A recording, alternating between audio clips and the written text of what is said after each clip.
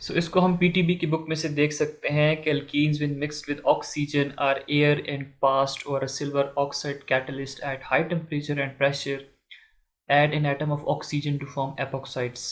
ये जो आपके पास रिंग बन रही है इसको हम कहते हैं एपोक्साइड रिंग। जब दो कार्बन और एक ऑक्सीजन के साथ बाउंड होते हैं तो इसको हम एपोक्साइड्स कहते हैं। Epoxides serve as a starting substance. अस्सलाम वालेकुम dear viewer, this is lecturer Imran with I am chemist और आज की इस वीडियो में हम बात करेंगे पैड केमिस्ट्री टेस्ट नंबर 14 की। इसके अलावा बाकी जितने भी टेस्ट हैं, टेस्ट नंबर 1 से लेकर test number 13 that are already being uploaded on my YouTube channel. अगर आप वो देखना चाहते हैं तो इस वीडियो की डिस्क्रिप्शन लिस्ट में जाएं, वहाँ से आपको उन वीडियोज़ के लिंक्स मिल जाएंगे। स्टूडेंट्स, मैं आपको बताता चलूँ कि टेस्ट कंडक्ट होना शुरू हो चुके हैं और बहुत सारे क्वेश्चंस ऐसे भी हैं जो कि इन्हीं पैड केमिस्ट्री टेस्ट से आ रहे हैं। अगर एग्जैक्टली ये नहीं है तो इनसे मिलते जुलते बहुत सारे क्वेश्चंस मैंने देखे हैं। सो आप लोग कोशिश करें कि वीडियोस कंप्लीट देखा करें। अगर मेरी वीडियो नहीं भी देखते, किसी और यूट्यूबर की भी वीडियो है तो आप लाजमी उनको देखें, क्योंकि इन वीडियोस में आपके साथ यूट्यूबर सिर्फ और सिर्फ करेक्ट आंसर मार्क नहीं करता, बल्कि इसके साथ जो अगर रेलेवेंट एक्सप्लेनेशंस होती हैं तो वो भी लाजमी आपके साथ शेयर करता है हर बंदा। सो आप लोग ये टेस्ट जो है इनको लाजमी एक दफ़ा देख लीजिए। होप सो कि आपके टेस्ट में कहीं ना कहीं आपको हेल्पफुल ज़रूर होंगे। सो लेट्स स्टार्ट और video. Question number 1 is which will evaporate faster, hot water in cup और कोल्ड वाटर इन कप। ठीक है, आपके पास हॉट वाटर भी, आपके पास कोल्ड वाटर भी है, उसमें से एवापोरेशन किसकी ज़्यादा होगी? सो एवापोरेशन होगी हॉट वाटर की ज़्यादा। ठीक है, अगर हमारे पास गर्म पानी है ना तो उनके मॉलिक्यूल्स की जो काइनेटिक एनर्जी होती है वो ज़्यादा होती है, तो वो ज़्यादा से ज़्यादा जल्दी एवापोरेट करेंगे। तो right option is option number B. Next आपके पास which of the following is not alkyl halide. Alkyl का मतलब अल्काइल ग्रुप है, आप उसके साथ हेलोजन अटैच कर दें तो वो क्या बनेगा? That would be alkyl halide. अब यहाँ पे आपके पास various options are given to chloro.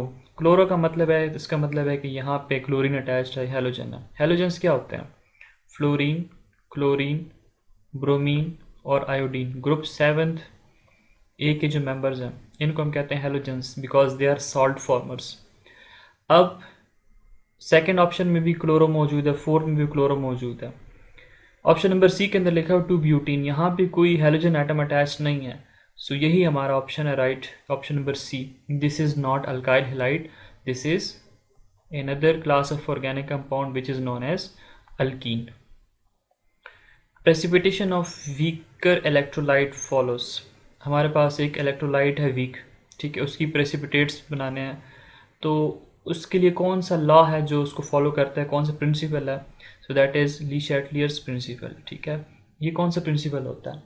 ये वो प्रिंसिपल है कि अगर आपके पास एक रिएक्शन हो रहा है, उसके अंदर इक्विलिब्रियम इस्टेब्लिश्ड है, आप क्या करते हो? आप उसके अंदर थोड़ा सा रिएक्टेंट ऐड कर देते हो या कोई प्रोडक्ट उसका निकाल लेते हो। मतलब बेसिक चीज़ है कि आपने उसका इक्विलिब्रियम डिस्टर्ब करना है, या आप उसकी कंडीशंस चेंज कर दो, टेम्परेचर ज़्यादा कम कर दो, प्रेशर ज़्यादा कम कर दो, तो उसका जो रिएक्शन होता है उसका इक्विलिब्रियम डिस्टर्ब हो जाता है। अब उस डिस्टर्बेंस को अगर हम लोगों ने रीगेन करना है, ठीक है, ताकि वो दोबारा से री एस्टेब्लिश्ड हो जाए इक्विलिब्रियम, तो उसको हम कहते हैं this is Le Chatelier's principle. Option number C जो है दैट इज़ करेक्ट। नेक्स्ट आपके पास है temperature of the surrounding falls during dash. अब हमारे पास होता है एक सिस्टम, एक होता है उसका सराउंडिंग। अब अगर सराउंडिंग से हीट अंदर आएगी तो तब सराउंडिंग का जो टेम्परेचर होगा वो कम होगा, और अगर अंदर हीट आ रही है तो उसको हम कहते हैं endothermic reactions. Option number A जो है that is correct. Melting point of crystalline solids are dashed, fixed, variable, have a range of values, none of these. So melting points जो होते हैं crystalline solids के, they are fixed. Option number A जो है that is correct. Sharp melting point होते हैं इनके, ठीक है, और अगर हम लोगों ने क्रिस्टलाइन सॉलिड्स को आइडेंटिफाई करने भी है ना तो हम इनके मेल्टिंग पॉइंट के बेसिस पे आइडेंटिफाई कर सकते हैं। नेक्स्ट हमारे पास MCQ number 6, give IUPAC name of the compound tertiary butanol.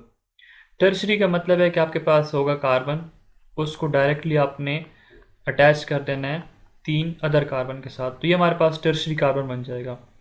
Butanol है, 4 कार्बन हो गए हैं, ठीक है, एक यहाँ पे OH लगा दें, तो ये क्या बन गया, दिस इज टर्शरी ब्यूटानोल। अब इसका नाम कैसे लेंगे, ये हमारे पास होगा पेरेंट चेन इसकी, सेकंड कार्बन के ऊपर क्या लगा हुआ है, मिथाइल ग्रुप लगा हुआ है, तो इसका जो राइट ऑप्शन बनेगा that is option number D, 2 methyl, ठीक है। Second carbon, this is first carbon, this is second, this one is third. Second carbon के ऊपर क्या चीज़ अटैच्ड है, this is methyl group, 2 methyl, और 2 पे ही क्या लगा हुआ है, OH ग्रुप लगा हुआ है, तो यहाँ पे आप OL लगा देते हो। अब ये प्रोपेन क्यों लगाते हैं, प्रोपेन इसलिए कि 3 कार्बन है, 1 2 3, हाइड्रोकार्बन चेन जो है ना, 3 कार्बन अगर हो तो उसको आप क्या कहते हो, प्रोपेन। लेकिन यहाँ पे अल्कोहल में आप ई ड्रॉप करके क्या लगा देते हो, OL उसकी जगह लगा देते हो, तो प्रोपेनॉल बन जाएगा। सो राइट ऑप्शन जो बनेगा that is option number D, enzyme that catalyzes the hydrolysis, तो वो हमारे पास होते हैं hydrolase enzymes. Option number B जो है that is correct, hydro is from water, ठीक है। ऑक्सीडोरेडक्टेजेस का फंक्शन क्या होता है कि ये ऑक्सीडेशन और रिडक्शन जो है ये करते हैं, और लाइगेज एंजाइम का फंक्शन क्या होता है कि ये दो चीज़ों को या दो एटम को या मॉलिक्यूल्स को बाइंड करके रखते हैं। लाइगेज मींस बाइंडिंग, ट्रांसफेरेज का मतलब कोई फंक्शनल ग्रुप है, आपने उसको ट्रांसफ़र करना है, तो उसके लिए हम ट्रांसफेरेज एंजाइम्स जो हैं वो यूज़ करते हैं। हाइड्रोलाइसिस के लिए हाइड्रोलेजेस एंजाइम्स यूज़ होते हैं। Reaction of carboxylic acid with base is a dash reaction. देखें, जब कभी एसिड और बेस आपस में रिएक्ट करेंगे तो उससे क्या बनेगा, सॉल्ट प्लस वाटर की फॉर्मेशन बनेगी, वाटर की फॉर्मेशन होगी, so this is neutralization reaction. Option number A जो है that is correct. The word alkali means, alkali कहते हैं एशेस को, ठीक है। एशेस क्या होते हैं कि जब आप कोई कंपाउंड बर्न कर दें, कोई भी चीज़ बर्न कर दें, उसके बाद उसकी राख बनती है, उस राख को हम क्या कहते हैं, ऐश कहते हैं। सो वहीं से हम नाम देते हैं अल्कली मेटल्स को। और अल्कली मेटल्स कौन से होते हैं, ग्रुप 1A के जो एलिमेंट्स हैं those are known as alkali metals. MCQ number 10, during catalytic reduction of carbonyl compound hydrogen add across word. आप लोगों ने क्या करना है, रिडक्शन करनी है कार्बोनाइल कंपाउंड्स की। कार्बोनाइल कंपाउंड्स कौन से होते हैं, जिनके अंदर कार्बोनाइल फंक्शनल ग्रुप होता है। रिडक्शन कौन सी करनी है, कैटालिटिक रिडक्शन, मतलब कोई कैटलिस्ट ऐड करना है। तो जो हाइड्रोजन एटम होगा वो कहाँ पे ऐड होगा, hydrogen atom would add across carbon double bond oxygen. So option number C जो है that is correct. So students, हम यहाँ से देख सकते हैं that is catalytic reduction of carbonyl compounds. और कार्बोनाइल कंपाउंड्स कौन से हैं, aldehydes and ketones. Aldehydes and ketone on reduction with hydrogen in the presence of metal catalysts like palladium, platinum and nickel form primary and secondary alcohol respectively, ठीक है। अब अगर हमारे पास aldehydes है ना, तो एल्डिहाइड्स की प्रॉपर्टी होती है कि ये अल्कोहल्स बनाते हैं, ठीक है। और कौन से अल्कोहल्स बनेंगे, those would be primary alcohols. लेकिन अगर हमारे पास कीटोन्स हैं तो वो क्या करेंगे, they will give secondary alcohols. अब अगर हम लोगों ने इसकी रिडक्शन करनी है तो उसके लिए हम कैटलिस्ट ऐड करते हैं, कैटालिटिक रिडक्शन इसलिए इसको कहते हैं। पैलेडियम, प्लैटिनियम एंड निकल जो है यूज़ करते हैं एज अ कैटलिस्ट। यहाँ पे क्या लिखा हुआ है, hydrogen is added across the carbonyl group, यही चीज़ आपसे क्वेश्चन में पूछ रहा है। सो राइट ऑप्शन जो बनेगा दैट वुड बी कि कार्बोनाइल जो ग्रुप है इसके अक्रॉस हम लोग क्या ऐड कर देते हैं, हाइड्रोजन एटम ऐड कर देते हैं। MCQ number 11. MCQ number 11, the organic compound having carbon-carbon single bond are called. देखें, अगर हमारे पास कार्बन कार्बन सिंगल बॉन्ड होता है तो उनको हम कहते हैं अल्केन्स। अगर हमारे पास कार्बन कार्बन डबल बॉन्ड होता है तो उनको हम अल्कीन्स कहते हैं। और अगर कार्बन कार्बन ट्रिपल बॉन्ड होगा तो उनको हम अल्काइंस कहते हैं। सो यहाँ पे जो राइट ऑप्शन बनेगा that is option number A, alkanes. और अल्केन्स याद रखें, this is known as unsaturated hydrocarbons. Alkenes और alkynes these are, sorry, alkanes are saturated hydrocarbons, alkenes और अल्काइंस जो हैं they are unsaturated hydrocarbons. Question number 12. Why transition metals have strong metallic bonding? अब transition metals के अंदर हमारे पास होती है मेटेलिक बॉन्डिंग, जो कि फ्री इलेक्ट्रॉन्स की वजह से होती हैं। अब वो स्ट्रॉन्ग क्यों है?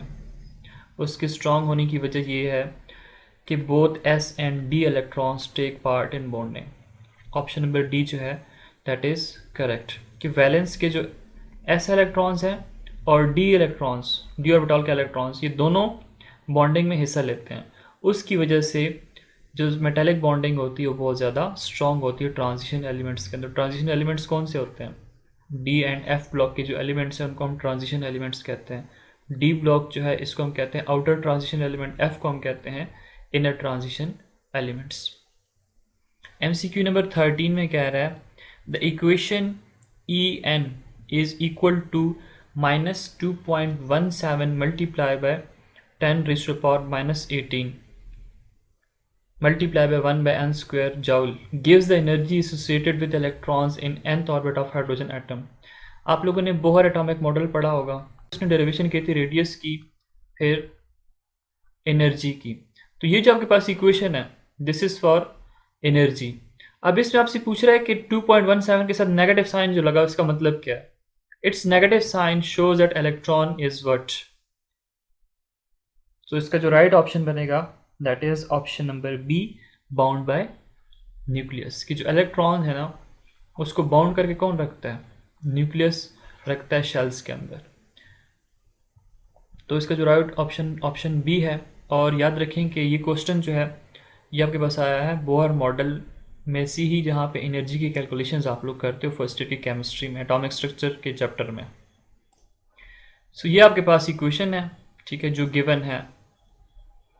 This equation 20 gives the energy associated with electron in nth orbit of hydrogen atom. Its negative sign या values shows that electron is bound by nucleus. It means electron is under the force of attraction of the nucleus.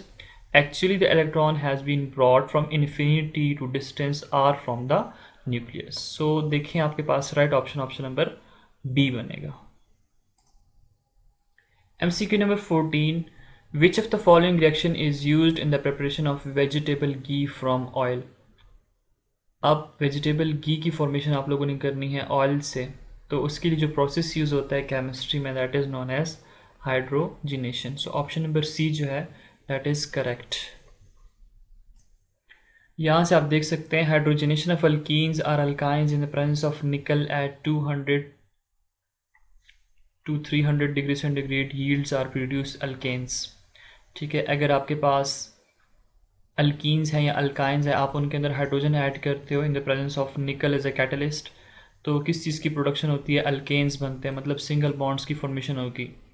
अब इस process को हम लोग कहते हैं क्या है? This process is known as hydrogenation. The hydrogenation can also be carried out with platinum और palladium at room temperature, but they are expensive then nickel. देखिए, अगर आप निकल ऐड करते हो तो आपको टेम्परेचर देना होता है 200 से लेकर 300 डिग्री सेंटीग्रेड तक।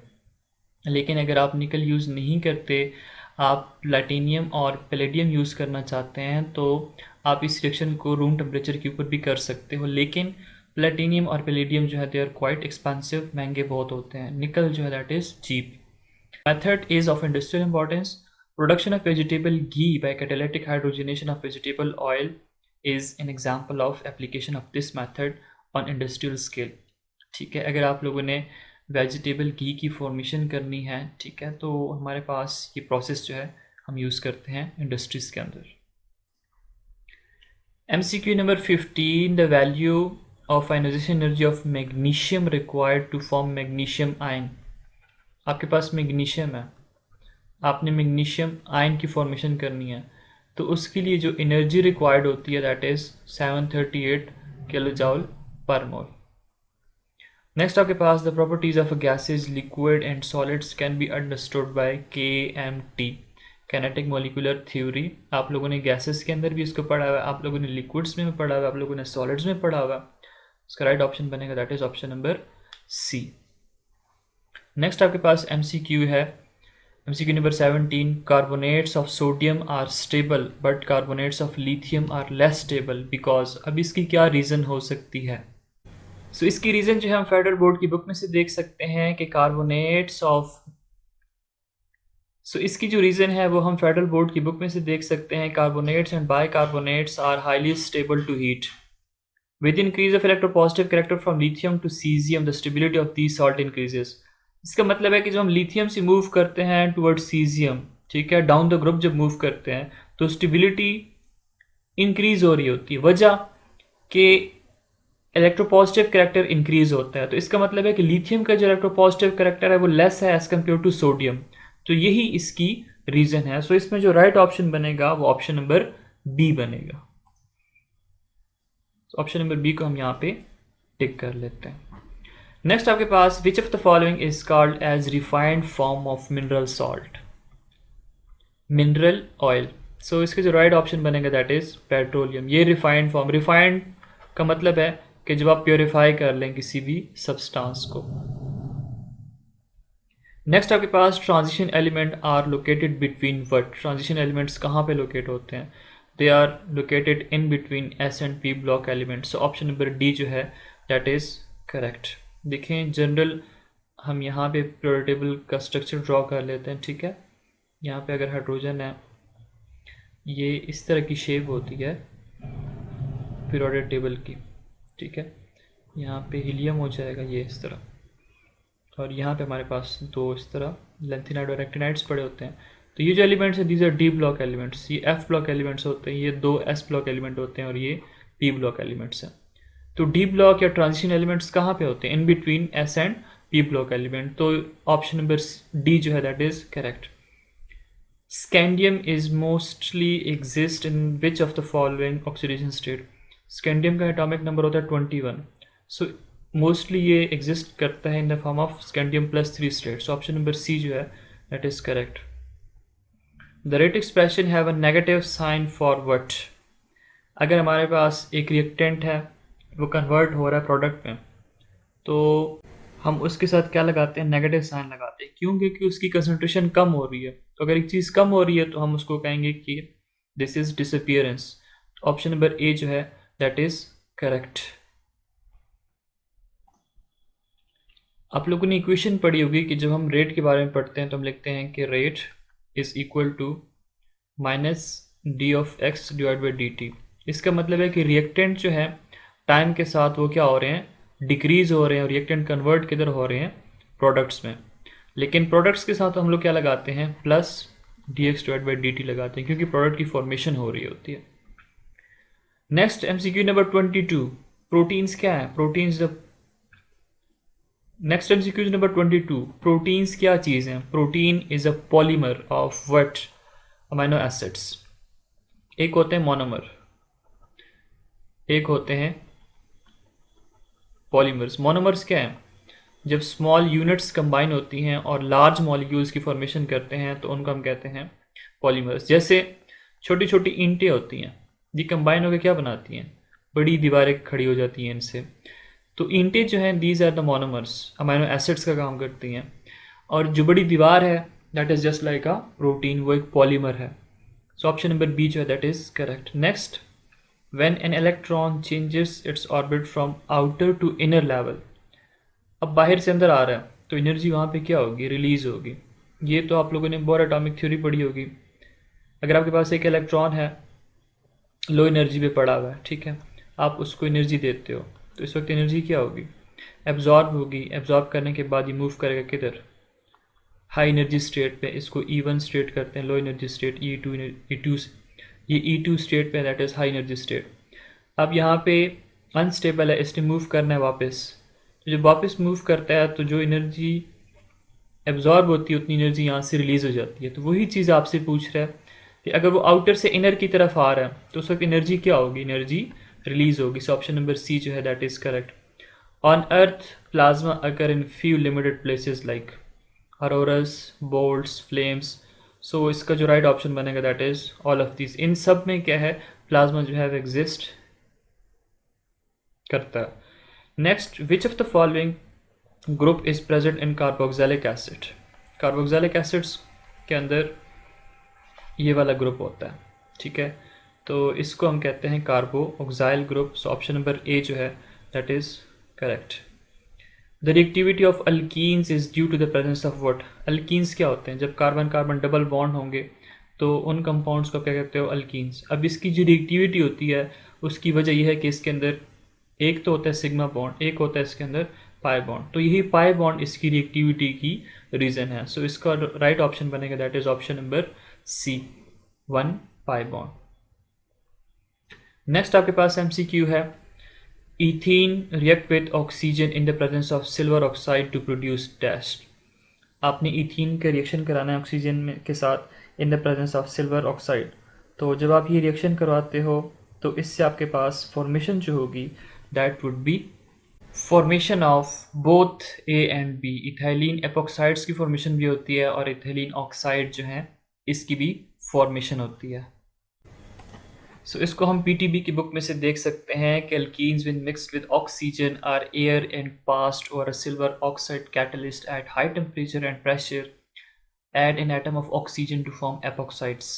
ये जो आपके पास रिंग बन रही है इसको हम कहते हैं एपोक्साइड रिंग। जब दो कार्बन और एक ऑक्सीजन के साथ बाउंड होते हैं तो इसको हम एपोक्साइड्स कहते हैं। Epoxides serve as a starting substances for industrial production of glycol.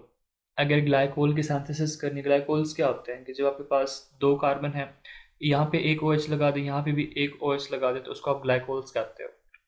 सो ये आपके पास अल्कीन है, ठीक है। आपने इसके अंदर एयर पास कराई या ऑक्सीजन ऐड कर दी in the presence of silver oxide is a catalyst at 300 degree centigrade. तो हमारे पास इथाइलिन ऑक्साइड या इथाइलिन एपोक्साइड की फॉर्मेशन होती है। अब आप अल्कीन चेंज कर दें, यहाँ पे आप क्या ऐड कर रहे हो? ईथीन यूज़ कर रहे हो। यहाँ पे आप प्रोपीन यूज़ कर रहे हैं, प्रोपीन के साथ ऑक्सीजन ऐड करेंगे तो फिर आपके पास प्रोपाइलिन ऑक्साइड की फॉर्मेशन होगी। MCQ number 28, alkynes are soluble in what? Alkynes क्या होते हैं? अल्काइंस हैं वो हैं जहाँ पे हमारे पास कार्बन और कार्बन के बीच में ट्रिपल बॉन्ड होता है।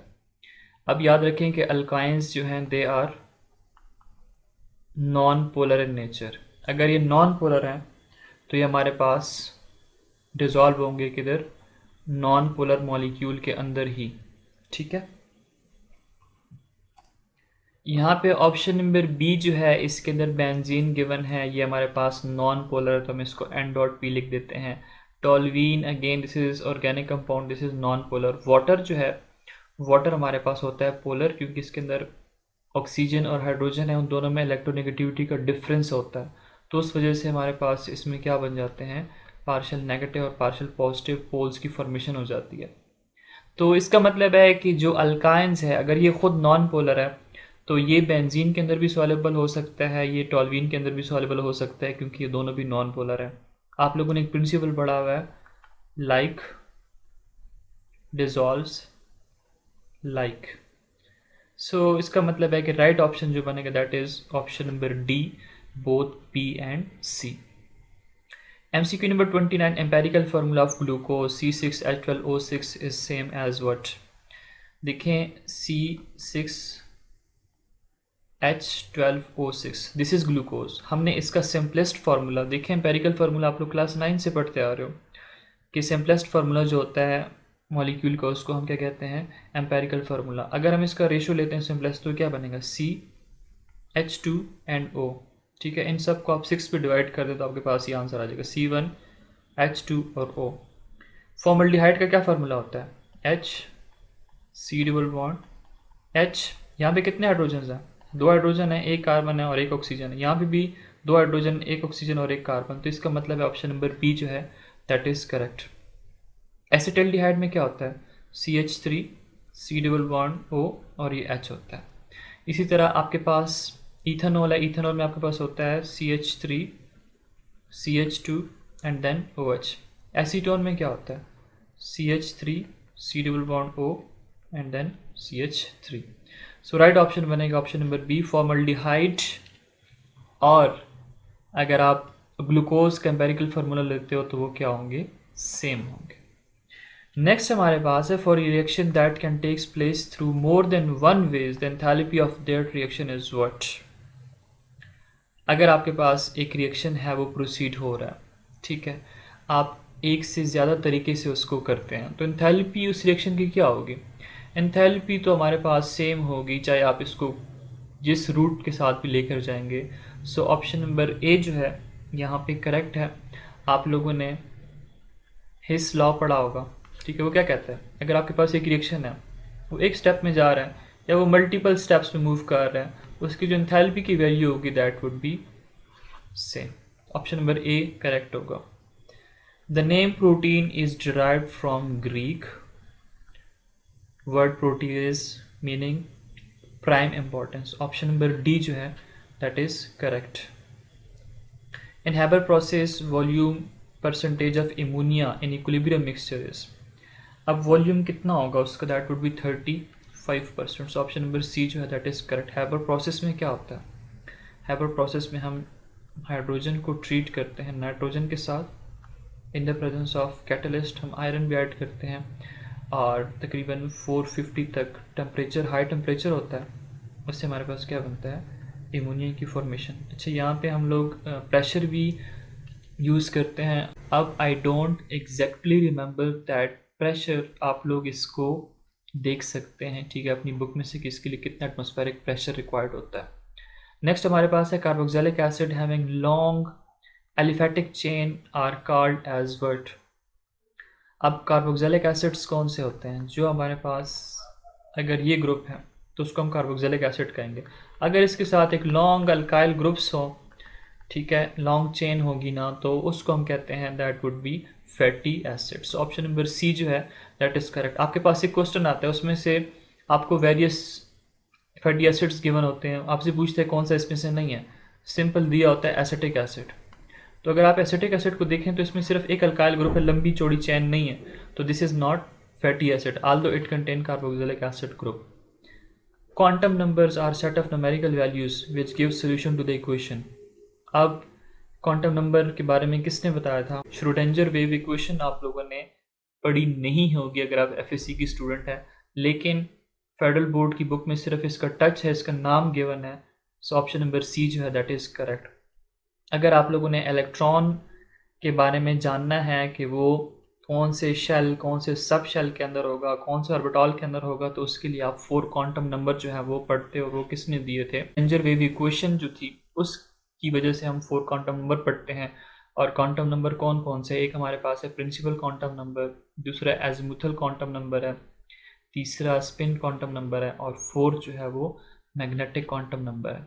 ये इलेक्ट्रॉन की लोकेशन के बारे में या पोजीशन के बारे में बताते हैं। एग्जैक्ट पोजीशन तो फाइंड आउट नहीं कर सकते हैं, वो कौन प्रिंसिपल है, वो हैंसबर्ग अनसर्टेनिटी प्रिंसिपल है। वो क्या कहता है कि आप एग्जैक्ट पोजीशन, मोमेंटम इलेक्ट्रॉन का फाइंड आउट नहीं कर सकते। When a nucleophile reagent attack on alcohol, तो आपके पास कौन सा बॉन्ड जो है वो ब्रेक होगा, ठीक है? इसका जो राइट ऑप्शन बनेगा that would be carbon oxygen bond breaks. Option number A जो है दैट इज करेक्ट। अगर आप कोई न्यूक्लियोफाइल है, आप उसको अल्कोहल के साथ रिएक्ट कराओगे, तो कार्बन और ऑक्सीजन का जो बॉन्ड, अल्कोहल्स क्या होते हैं, ROH, ये आपके पास अल्कोहल्स हैं। अगर न्यूक्लियोफाइल आएगा तो ये यहाँ से कार्बन और ऑक्सीजन का जो बॉन्ड है इसकी ब्रेकेज हो जाएगी। सो ऑप्शन नंबर ए जो है दैट इज करेक्ट। नेक्स्ट आपके पास है heat of solution for a substance whose solubility decreases with increase in temperature is. अब देखें, नॉर्मली हम लोग पढ़ते हैं कि सब्सटेंसेस जो होती हैं मोस्टली, उनको अगर हम टेम्परेचर देते हैं, ठीक है, टेम्परेचर अगर हम इंक्रीज़ करते हैं तो उनकी सोल्युबिलिटी भी क्या होती है, इंक्रीज़ होती है। लेकिन कुछ ऐसी सब्सटेंसेस है कि जब अगर हम उनका टेम्परेचर इंक्रीज़ करते हैं तो उनकी सोल्युबिलिटी क्या हो जाती है, डिक्रीज़ हो जाती है। अब उनकी हीट ऑफ सोल्यूशन के बारे में आपसे पूछ रहा है कि वो हीट ऑफ सोल्यूशंस क्या होंगे, क्या वो पॉजिटिव होंगे, क्या वो नेगेटिव होंगे। सो इसका जो राइट ऑप्शन बनेगा दैट वुड बी डी, उनकी हीट ऑफ सोल्यूशन नेगेटिव होते हैं। बहुत इंपॉर्टेंट MCQ है, इसको आप लोगों ने याद रखना है। सोल्युबिलिटी का टॉपिक लाजमी तैयार करें सारा। MCQ number 37, structural formula shows what. अब अगर आपके पास ईथेन है, लेट्स से हम बात करते हैं ईथेन की, तो ये ईथेन इसका क्या है, this is the structural formula. ये क्या बता रहा है कि arrangement of atoms with a molecule या arrangement of atom in a compound. So option number A जो है that is correct. Structural formula जो है it shows arrangement of atom in a compound या molecule. Cleavage plane appear when a crystal is dashed. अगर आप crystal को break करते हो तो उसके बाद उसके क्लीवेज प्लेन जो है वो अपीयर होते हैं। क्लीवेज प्लेन क्या है? अगर फॉर एग्जांपल ये आपके पास एक क्रिस्टल है, आप इसको दो इक्वल पार्ट में कैसे डिवाइड कर सकते हैं? यहाँ से या यहाँ से या यहाँ से डिवाइड कर सकते हैं, यहाँ से। इसको हम कहते हैं क्लीवेज प्लेन। नेक्स्ट हमारे पास एमसीक्यू है। MCQ number 39, giving condensation product ammonia and its derivative products dash when react with carbonyl. So इसका जो राइट ऑप्शन बनेगा it produces amino alcohol। ठीक है, उसके बाद हमारे पास कंडेंसेशन प्रोडक्ट्स की फॉर्मेशन होती है। सो स्टूडेंट्स हम यहाँ से देख सकते हैं, ठीक है, this is carbonyl compound, it may be aldehyde और कीटोन। आप इसको एमोनिया डेरिवेटिव के साथ रिएक्ट करवाते हो तो इसके बाद आपके पास क्या बनेगा? अमाइनो अल्कोहल की फॉर्मेशन होती है दैट इज़ अनस्टेबल। यहाँ से वाटर मॉलिक्यूल रिलीज हो जाता है और आपके पास क्या बनेगा? कंडेंसेशन प्रोडक्ट जो है वो बन जाएगा। यही चीज़ आपसे पूछ रहा है कि कंडेंसेशन प्रोडक्ट देने से पहले क्या चीज़ बनती है? अनस्टेबल अमाइनो अल्कोहल की फॉर्मेशन बनती है, या अल्कोहल अमाइनो अल्कोहल की फॉर्मेशन होती है। MCQ number 40, rate of reaction can be studied graphically by plotting time and concentration। Option number C जो दैट इज करेक्ट। आपके पास रेट अगर फाइंड आउट करना है किसी भी रिएक्शन का तो ये एक्स एक्सिस है, इस पे हम लेते हैं टाइम, और ये हमारे पास होता है वाई एक्सिस जिस पे हम लोग लेते हैं कंसंट्रेशन। टाइम के साथ सबस्ट्रेट या रिएक्टेंट कंसंट्रेशन डिक्रीज होती है और प्रोडक्ट की कंसंट्रेशन क्या हो रही होती है? इंक्रीज हो रही होती है। ऐसे एक टाइम आएगा कि हमारे पास इस तरह डायनामिक इक्विलिब्रियम जो है वो एस्टेब्लिश्ड हो जाएगी। Anyways concentration versus times, option number B जो है that is correct. Salt bridge are use to give what? Salt bridge आप लोगों ने पढ़ा होगा, आपके पास ये सेल होता है इस तरह, ठीक है, इसके अंदर एक एनोड होता है, एक इसके अंदर कैथोड होता है। इसको हम कनेक्ट कर देते हैं एक्सटर्नल सोर्स के साथ और इसके अंदर इन्वर्टेड यू शेप्ड इस तरह एक ब्रिज लगा देते हैं जिसको हम कहते हैं सॉल्ट ब्रिज। अब इसका जो बेसिक पर्पस है, ये इलेक्ट्रिकल कंडक्टिविटी के लिए हम इसको ऐड करते हैं, और अगर पॉजिटिव नेगेटिव आयंस बनते हैं इस सोल्यूशन में तो उसको बैलेंस करने के लिए हम इसको यूज़ करते हैं। सो ऑप्शन नंबर सी जो है that is correct. Both A and B highly conductive path के लिए हम इसको यूज़ करते हैं to balance amount of positive negative ions half cell salt bridge are used. Which of the following substance conduct electricity by movement of ions? अब movement of ions अगर हमारे पास हैं तो वो इसका राइट ऑप्शन बनेगा molten sodium chloride. Molten sodium chloride कौन सा होता है? जब आप इसको वाटर के अंदर डिजॉल्व करोगे तो आपके पास क्या बनेंगे? सोडियम और chloride ions. Now these ions are responsible to conduct electricity. Option number C correct होगा। Potassium has electronic configuration of this and becomes ion by attending configuration of what? देखिए पोटाशियम जो है उसका एटॉमिक नंबर होता है 19, तो उसके first shell में होते हैं 2 इलेक्ट्रॉन्स, सेकंड में होते हैं 8 इलेक्ट्रॉन्स और थर्ड में इसके होते हैं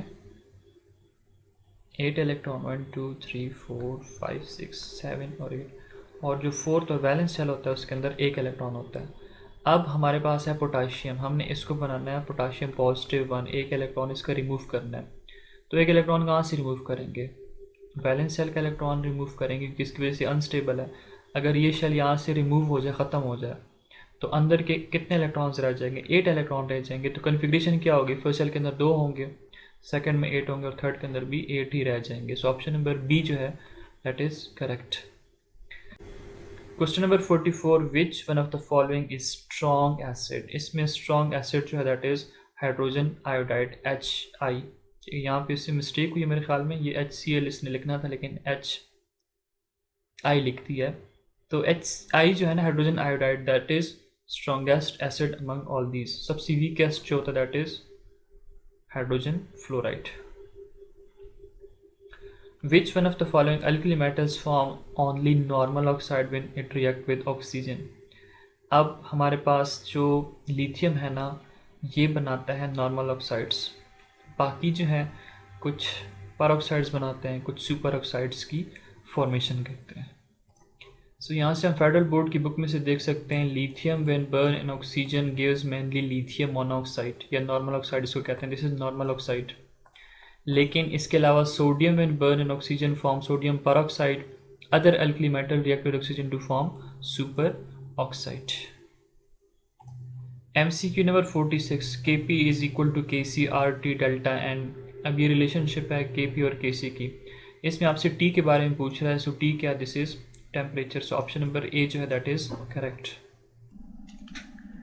MCQ number 47 a bonding electron pair is attracted by dash of atoms.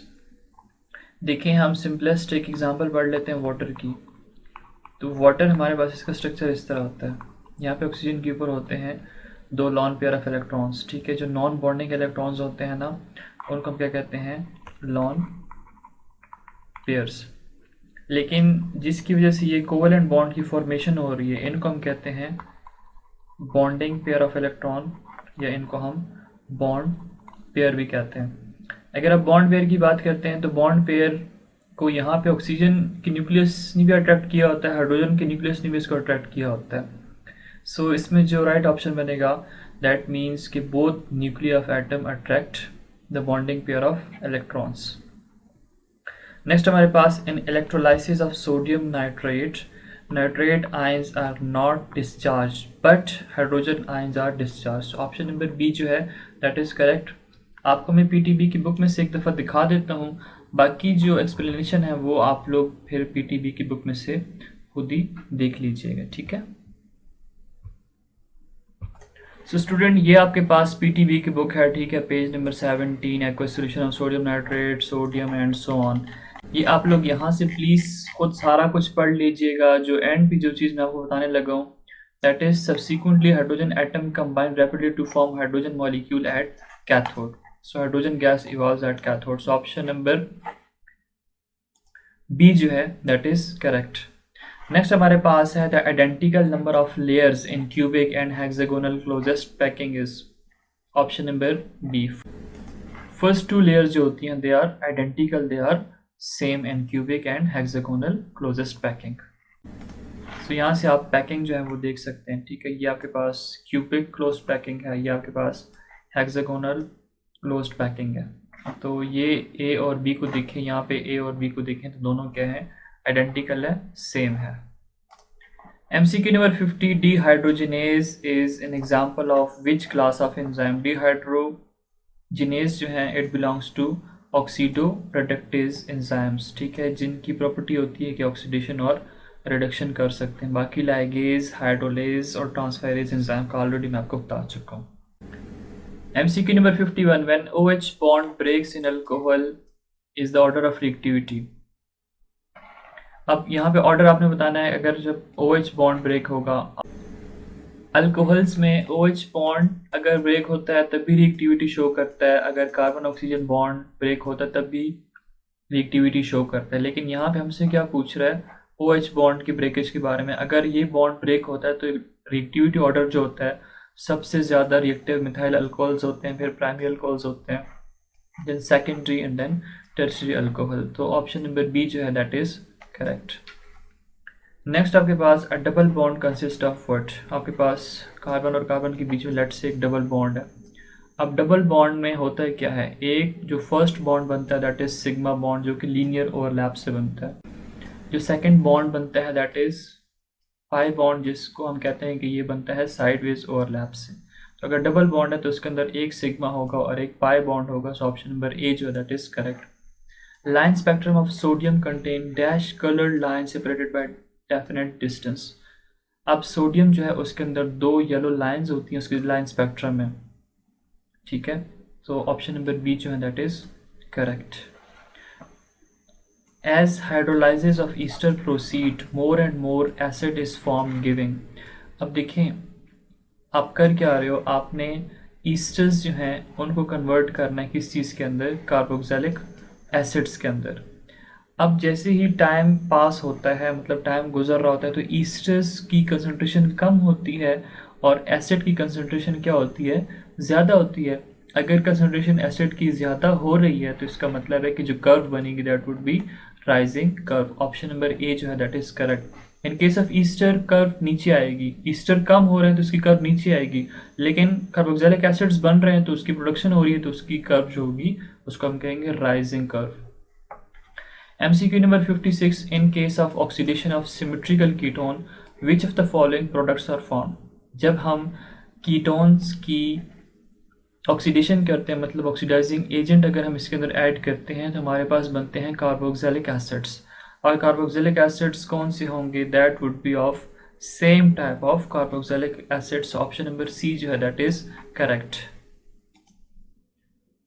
MCQ number 55 में है कि total number of neutrons in 5 gram of deuterium oxide. अब ड्यूट्रियम ऑक्साइड में हम लोगों ने number of neutrons find out करने हैं, तो हमें पता है कि ड्यूट्रियम जो है उसका एटॉमिक नंबर होता है 2 और इसका जो मास नंबर होता है दैट इज 1। सो 2 - 1 1। इसका मतलब है कि अगर एक ड्यूट्रियम है तो उसके अंदर एक न्यूट्रॉन है, लेकिन इस फार्मूले में कितने ड्यूट्रियम है? 2 हैं, तो 1 + 1 2। इसका मतलब है ड्यूट्रियम के अंदर 2 न्यूट्रॉन होंगे, 2 ड्यूट्रियम है। ऑक्सीजन में कितने न्यूट्रॉन होते हैं? ऑक्सीजन का जो मास नंबर होता है दैट इज 16, एटॉमिक नंबर होता है 8। 16 में से 8 माइनस करेंगे तो आपके पास बन जाएगा 8 न्यूट्रॉन्स। 2 न्यूट्रॉन्स ड्यूट्रियम के अंदर है, 8 ऑक्सीजन के अंदर है, सो 2 + 8। हमारे पास टोटल न्यूट्रॉन्स कितने बनेंगे? 10। D2O के अंदर हमारे पास 10 टोटल न्यूट्रॉन्स है। अब अगर हम मोलर मास फाइंड आउट करते हैं D2O का, ड्यूट्रियम ऑक्साइड का, तो देखें जो हमारे पास ड्यूट्रियम है उसका मास होता है 1, तो 2 ड्यूट्रियम है तो हो जाएगा 2, सो 2 × 2। और ऑक्सीजन का जो मास होता है दैट इज 16, सो यहाँ पे होगा 4 + 16 हो जाएगा 20 ग्राम पर मोल। अब हम फाइंड आउट करते हैं number of neutrons in 5 gram of deuterium. देखिए अगर हमारे पास है 20 ग्राम ऑफ ड्यूट्रियम ऑक्साइड, अब इसके अंदर कितने नंबर ऑफ न्यूट्रॉन्स होंगे? Avogadro number multiply by 10 neutrons. देखिए यहाँ से हम फाइंड आउट कर चुके हैं, न्यूट्रॉन्स कितने हैं? 10 है।